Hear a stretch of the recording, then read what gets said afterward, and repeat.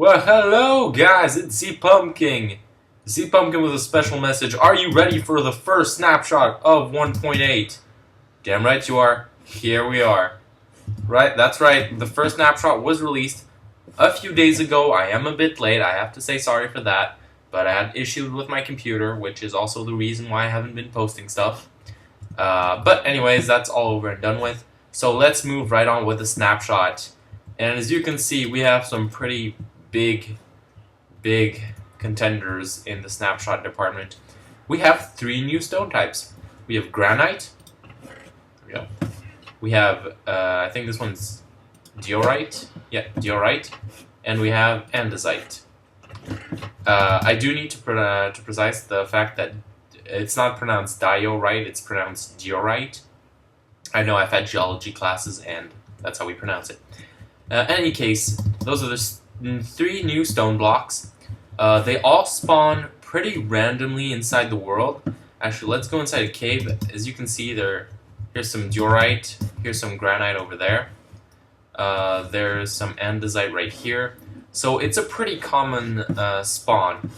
It's a block. It's really a new stone block that generates quite often. It's easy accessible in ground.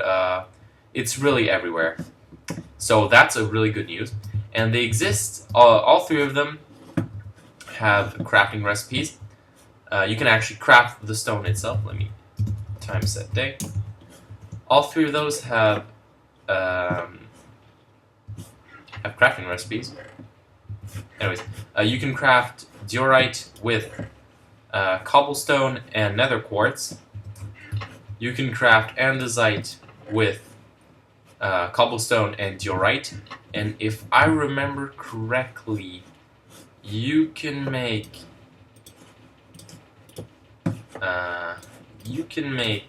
granite with diorite or something.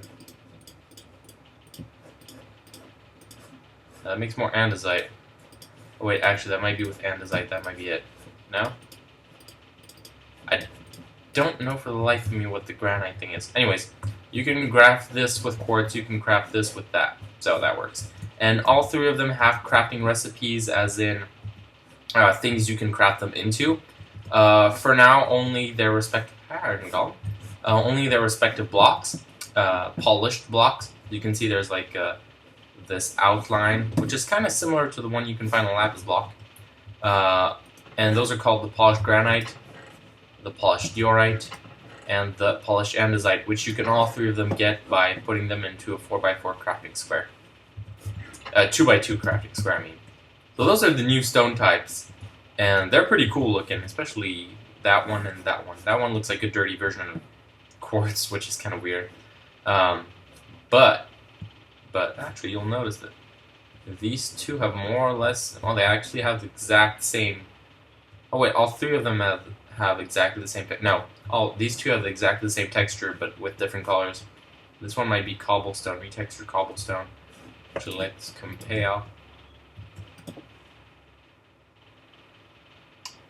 No, it's slightly different. Anyways, so those are for the new stones, which are pretty exciting, I'll give you that. But something happened with the old stones as well. You can finally craft mossy stone. Now you can craft mossy stone brick by using vines and normal stone. I don't know what I did with that. Give me a second. Where's it? Give me there we go, stone brick. So that's a crafting recipe. Vines with stone brick makes mossy stone brick. Just to demonstrate, I'll show it to you now. Just see, works. So that's pretty good in itself. It enables you to make mossy stone bricks. Makes everyone happy. Let's get rid of those. Yeah, damn it. Not good at destroying items. Anyways, but there's also a new thing you can make. You can finally make the chisel stone bricks using the stone brick slab in this manner. So, which means pretty much that except for cracked stone bricks, all the stone bricks are now available for free construct. We still don't have a recipe for mossy cobblestone, but knowing the fact that you can find it more or less freely now in the Mega Taigas means that I think they're going to be way more accessible. There's also another minor change. Doors can stack up to 64, and they will give you 3 per craft now instead of just 1. So that's pretty practical on that end for those. So those two old blocks have now been kind of updated, and so that's really cool. But now on to another new block, the slime block. Now this is pretty fun. Actually, I'm gonna go in game mode S, and you will see how fun this block is. Let me just jump up. I'm going to survival for a very specific reason. Yup, you don't take fall damage with the slime block. Hammers. Thank you, computer. You don't take fall damage with this block. It is used by putting not that 9 slime balls in your inventory, so it's kind of like a storage block now as well. But I've never had the need to, store slime balls. I've never had that many. But it is interesting that you can bounce on them and you don't take fall damage when you get on what's it called? When you hit like more or less the center. If you go to the side of the block, I believe.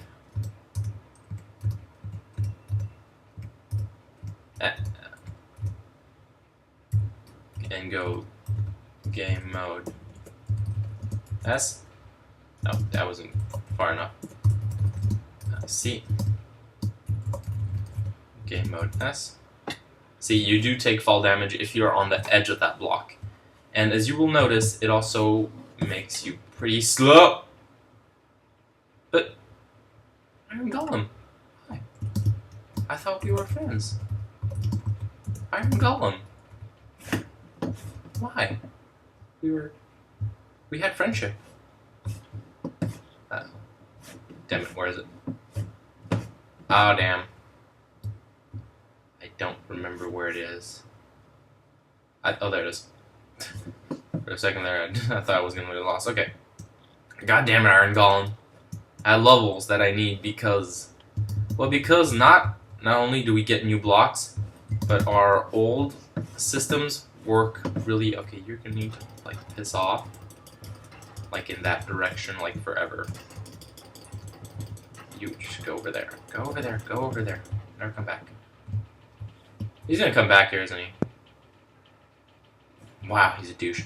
Anyways, now you need lapis and levels, and you still need levels to enchant.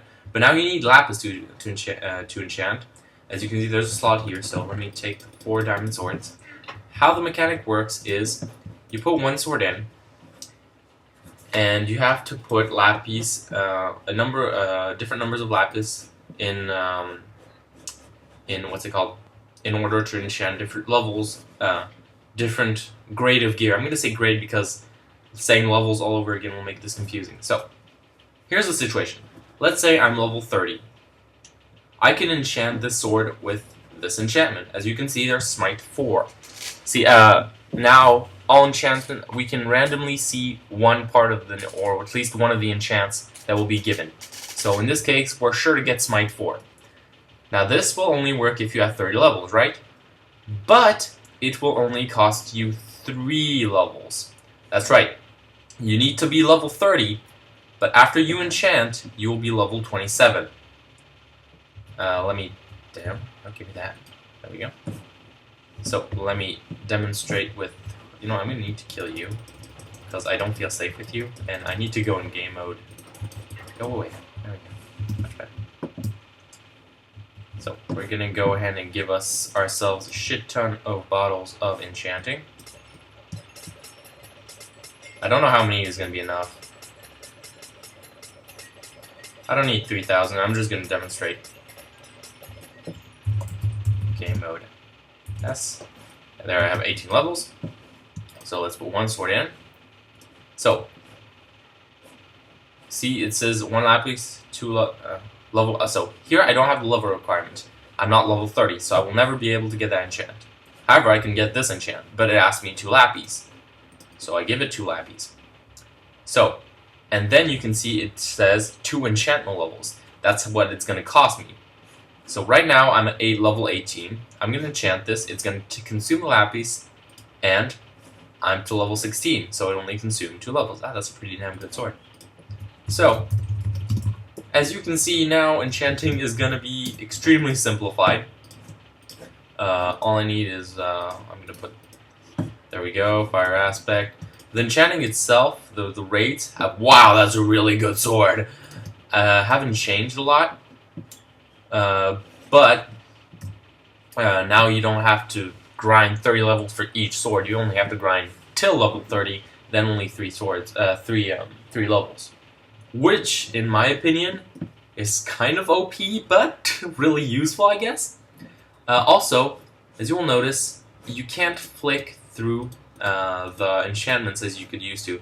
It generates a random seed for each single diamond sword you have, meaning that if you're not happy with this first enchantment, imagine it's knockback, well, buddy, you're going to have to enchant something else before a new seed is made. So I'm going to have to go with, again, looting 2. And also, a new mechanic in the time set day department, in the fixing items, enchanting items, and all that, is an anvil mechanic. You can actually rename stuff really easily. Now, let's take, okay, let's take this sword. See, it's a really simple sword, so before it would have cost a lot of it would have cost maybe 3 levels. Now it only costs 1. The good thing is, you can have a really boss sword, like this one. It's not going to matter. It's always going to cost only 1 level for you to actually rename something, which is extraordinary. I have to say, it really is. It is completely bonkers how cool that is. But that's all for the enchanting part. Now we move on to something that's really, really interesting, and that's going to really make villagers just plain useful. It's their new trade system is just wondrous. I just have to say that. Give me emeralds. So now we have all these different types of villagers. Now some of them look similar in robes, but trust me, there are different types of villager. For example, let's see you. Right here, you can see that it's called librarian, and if I go, I should have taken 2 brown guys. Here's a brown guy. His name is his name is not fisherman. He's a farmer. He's a fisherman. Now there are different classes, even with the same robes, so that's always good to know. Now librarians usually offer an enchanted book of any kind, and they can be extremely good enchanted books. They can be sharpness 5 books. Granted, they cost a lot of emeralds, but they're there. Now, and you have more or less fair trades. As you can see, there's paper for emeralds. Fishermen, farmers, give you most of the time food, which is kind of useful. The toolsmith can actually give you extremely, extremely handy tools if you level up all his trades. The tool guys and the enchanting guys particularly have a lot of unlockable trades. So you really want to trade with them. For example, I will trade 1 shovel, and apparently it gives me levels. See, he had particle effects. Now that means he has a new thing to trade. Now it's 9 iron ingots for 1 emerald, which is kind of meh. But see, he gives you now another 1. So I'm going to ask for an iron pickaxe now. And normally, if you give him time, there we go. He has 1 more trade to offer me. 4 diamonds for an emerald, which is okay. But now we have 15 emeralds for an efficiency 2 pickaxe. So these are the types of trades you really want. There's the shepherd, which I haven't checked all the way, but I don't think proposes anything interesting. The butcher, which is proposed basically cooked meat after a while. The fisherman, which proposed, I'm guessing, rare fish at the end. I haven't checked that out. I'm coming to you. The armor, which gets extremely interesting at the end, because as we will see. Just give him a second. There we go. He starts to propose decent trades at the end. Give him a second. There we go. See, diamond chestplate protection 1, which that one isn't great, but you can get some extremely good enchantments from some of these guys. Then there's the weaponsmith. There we go. Basically, some of the guys who propose you like iron gear or stuff, usually if you keep leveling them up or leveling up their trades, they will start to propose diamond stuff. This one proposes, oh, he proposes enchanted stuff, which is always cool. Can't even do any more emeralds. Now you might think you really need a lot of emeralds for this, and quite frankly you do. But, like I said, I'm keeping this one for last because he has an extremely interesting trade, which I think is going to make this kind of OPC diamond sword there. This guy's a Fletcher, so I'm guessing he proposes enchanted bows at the end. I'm not sure. Let's go check that out, actually. What do you want? He proposes a bow. Oh, he proposes a flint trade. Still scrappy as ever, though. Come on. There we go. Oh, does he not have any more? It does look like he has. Doesn't look like he has more. So, let's look at this guy. This guy, you will want him in your farms, ladies and gentlemen. Because look at that. Rotten flesh for emeralds. Doesn't that simplify everything? I think it does. So Cleric now is an extremely important villager, which you will want to get a shit ton of emeralds. He proposes also not that many good trades. But if you level him up, which I actually had yet to do, I think he's going to propose some extremely interesting offers, such as Ender Pearls, okay. Oh, Lapis, which is interesting because that's going to be something that's probably going to get pretty important in enchanting stuff, which makes sense that he has it because he's the cleric and all. Ah, Eyes of Enders and Glowstone.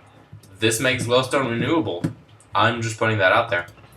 Anyways, as you can see, the villagers are now extremely important and can be extremely beneficial if you have already a zombie farm, which, for the people who do, know that it takes, it gives off a lot of zombie flesh, which is now useful for once. Giving zombie flesh a use is actually pretty decent. In any case, guys, that was Snapshot14w02c. If you liked it, feel free to leave a like. But in case, I'm telling you, you should download the Snapshot and play around it with your play around with it yourself, because it's a really interesting Snapshot. I haven't tested all the mechanics of the slime box too. All I know is that they reduce the jump by 80%. Well, they reduce the height you jumped at 80%.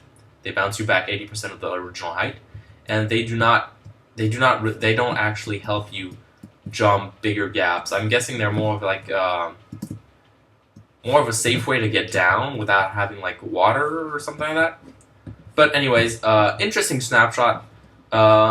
There's a little news about Jeb saying that he wants to add an ore in 1.8 and not a mob, an ore.